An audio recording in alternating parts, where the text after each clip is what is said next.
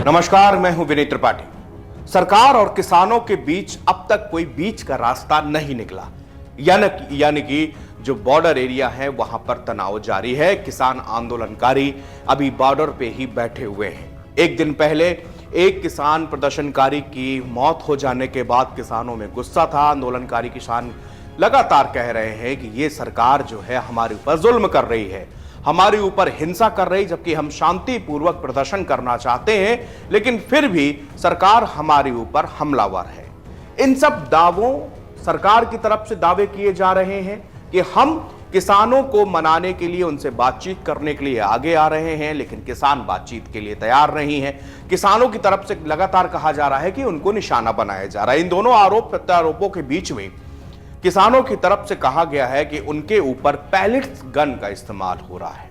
Pellet gun, ये वही gun है, याद कीजिए वो साल 2015 और 16 के दौरान हमेशा ये नाम सुर्खियों में रहता था। पैलेट गन एक ऐसी खतरनाक बंदूक है जिससे जान तो नहीं जानती, लेकिन इंसान जो है एक जिंदा लाश जरूर बन जाता है। इसके छर्रे शरीर के कई इलाकों में धंस जाते हैं, जिसके बाद कई बार ऐसा देखा गया है कि अगर इसके छर्रे आंखों में पड़ जाए तो इंसान अंधा हो जाता है, आंखों की रोशनी तक चली जाती है। गंभीर आरोप इस बार किसान प्रदर्शनकारी लगा रहे हैं कि उनके ऊपर पैलेट गन का इस्तेमाल किया जा रहा है। हालांकि जो पुलिस के बड़े अधिकारी हैं, उन्होंने साफ इनकार कर दिया है कि पुलिस किसी भी प्रदर्शनकारी के ऊपर पैलेट गन का इस्तेमाल नहीं कर रही है।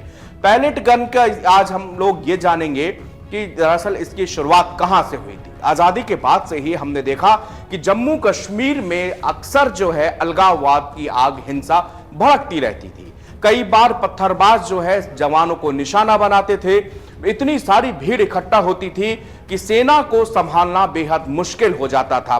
उस दौरान पत्थर लिए हुए वो भीड़ आर्मी के ऊपर हमला बोलती थी और उनको तितर बितर करने के लिए कोई भी ऐसा साधन नहीं था जिससे कि एक बार में अगर उससे भीड़ को इधर उधर किया जा सके। पुलिस के पास साधन होते थे, आंसू गैस, मिर्ची बम और ये वाटर कैनन, इसका इस्तेमाल किया जाता था। लेकिन इसके बावजूद समय जैसे जैसे आगे निरंतर बढ़ता गया, प्रदर्शनकारियों ने इसके सबके विकल्प ढूंढ लिए। जैसे कि आंसू गैस के गोले के लिए लोग, वहां के प्रदर्शनकारी चश्मा ले आए, और इसके अलावा जिस जगह पर आंसू गैस का गोला फेंका जाता था उस जगह पर गीली बोरी डालने लगे, जिसके कारण उसका असर भी कम होने लगा। साल 2010 का वो साल था जब पहली बार सेना ने पैलेट गन का इस्तेमाल किया।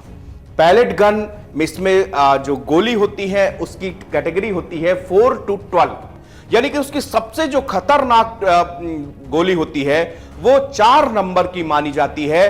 वो 4 नंबर की जो गोली होती है उसमें एक बार में सैकड़ों छर्रे निकलते हैं, और वो छर्रे सीधे न जाके चारों दिशाओं में फैलते हैं। इसके कारण जो प्रदर्शनकारी होते हैं, उसके अलावा अगल बगल के जो लोग होते हैं, उनको भी वो छर्रे उनके शरीर में धंस जाते हैं। ये रबड़ के भी हो सकते हैं, प्लास्टिक के भी छर्रे हो सकते हैं, और कई बार लोहे के छर्रे भी हो सकते हैं। अभी इस पैलेट गन की बात हम इसलिए कर रहे हैं क्योंकि किसानों ने सरकार के ऊपर बड़ा आरोप लगाया, और वहीं पे कुछ किसानों की मेडिकल रिपोर्ट आई है जिसमें भी यह कहा गया है कि उनके शरीर में पैलेट गन के निशान मिले हैं। यानी कि अगर यह बात सही है तो फिर पैलेट गन ये वही गन है जो जम्मू कश्मीर में जिसका सबसे ज्यादा इस्तेमाल किया गया।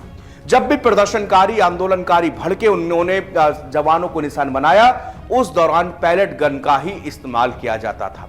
लेकिन लगभग 2010 में पैलेट गन के इस्तेमाल करने से, जो कि 4 नंबर की वो छर्रे इस्तेमाल किए गए, वो जो उससे कई लोगों की आंखों की रोशनी चली गई। जब ये रिपोर्ट आई, इसके बाद से उस पैलेट गन में 9 to 12 नंबर के, यानी कि 9-10 नंबर की गोली इस्तेमाल, जिसको हम लोग गोली कह सकते हैं, वो अंदर एक एयर गन होती है जिसके अंदर छर्रे भरे होते हैं, और वो जब उसको फायर किया जाता है तो वो आसमान पे या खुली जगह पे जाके और फिर ब्लास्ट करता है। जब वो ब्लास्ट करता है तो उससे सैकड़ों की तादाद में छर्रे निकलते हैं। वो छर्रे शरीर में अंदर घुस जाते, कई दफा वो आंख में भी घुसते हैं, जिसके कारण रोशनी चली जाती है। ये पैलेट गन 2015-16 में सबसे ज्यादा सुर्खियों में तब रही जब बुरहान वानी, जो कि कश्मीर का पोस्टर बॉय था, उसका एनकाउंटर किया गया था। उसके एनकाउंटर के बाद पूरा कश्मीर जल रहा था, हर तरफ विरोध प्रदर्शन हो रहे थे, आर्मी के जवानों को, सुरक्षा बलों को वहां पर निशाना बनाया जा रहा था। भीड़ किसी भी तरह काबू में नहीं आ रही थी। उस वक्त सेना ने पैलेट गन का इस्तेमाल किया था। इसको लेकर सुप्रीम कोर्ट में याचिका भी दायर की गई। याचिका में कहा गया कि ये जो गन है, ये जान तो नहीं लेती लेकिन जिंदा लाश जरूर बना देती है। सुप्रीम कोर्ट को इसमें गौर करना चाहिए। सुप्रीम कोर्ट पर इस पर सुनवाई भी हुई थी, लेकिन इधर मैं सुप्रीम कोर्ट की उस सख्त टिप्पणी को भी याद देना चाहता हूं। तब सुप्रीम कोर्ट ने कहा था कि हम पैलेट गन पर पूरी तरह से रोक लगा देंगे, बशर्ते कश्मीर में रोज रोज पत्थरबाजी, हिंसा नहीं होनी चाहिए।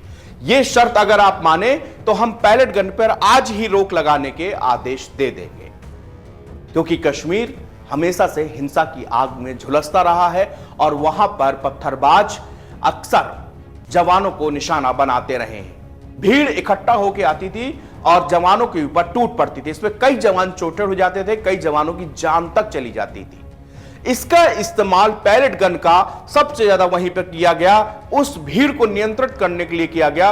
और जब पैलेट गन से छोटे छोटे छर्रे निकलते थे, वो उनके शरीर में लगते थे, तब जाके भीड़ काबू जो होता था, वो बेकाबू भीड़ काबू में आती थी। और उसके बाद हालांकि सेना ने जरूर कहा था कि हम बेहद मजबूरन स्थिति में ही पैलेट गन का इस्तेमाल करते हैं। अभी तक तो यह साफ नहीं हो पाया है कि इस खतरनाक पैलेट गन का इस्तेमाल क्या किसान आंदोलनकारियों पर हुआ है या नहीं हुआ है। केवल हम आज वो बता रहे हैं कि जो कि किसान प्रदर्शनकारियों की ओर से कहा जा रहा है और जो सरकार की ओर से कहा जा रहा है।